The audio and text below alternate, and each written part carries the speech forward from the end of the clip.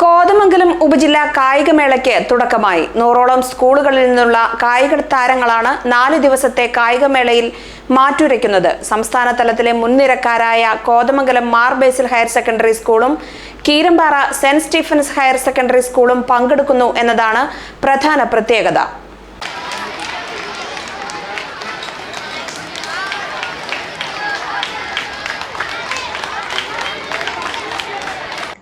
കോതമംഗലം വിദ്യാഭ്യാസ ഉപജില്ലയിലെ LP മുതൽ ഹയർ സെക്കൻഡറി വരെയുള്ള വിദ്യാർത്ഥികളാണ് കായികമേളയിൽ പങ്കെടുക്കുന്നത്.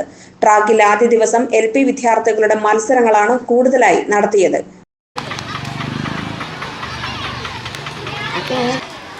എല്ലാ സ്കൂളുകാർക്കും 4 പിന്ന് വീതം വളരെ വ്യക്തമായി കൊടുത്തിട്ടുണ്ട്.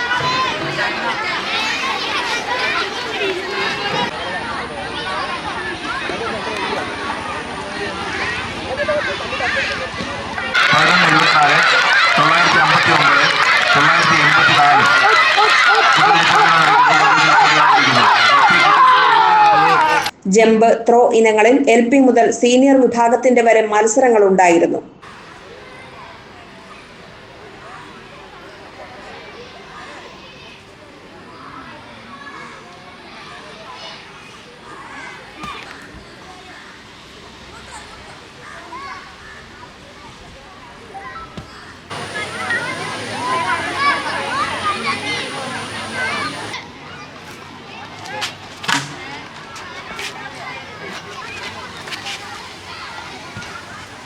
സ്കൂൾ ടീമുകളുടെ മാർച്ച് പാസ്റ്റോടു കൂടിയാണ് കായികമേളയ്ക്ക് തുടക്കമായത്.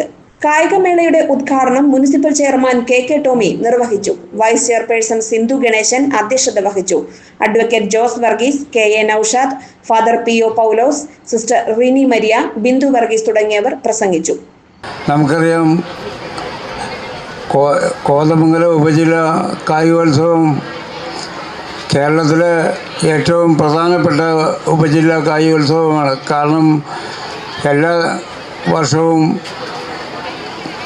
ജില്ലാ തലത്തിലും സംസ്ഥാന തലത്തിലും 1ാം സ്ഥാനത്തെത്തുന്ന പല സ്കൂളുകളും കോതമംഗലം ഉപജില്ലയിലാണ് സ്ഥിതി ചെയ്യുന്നത്.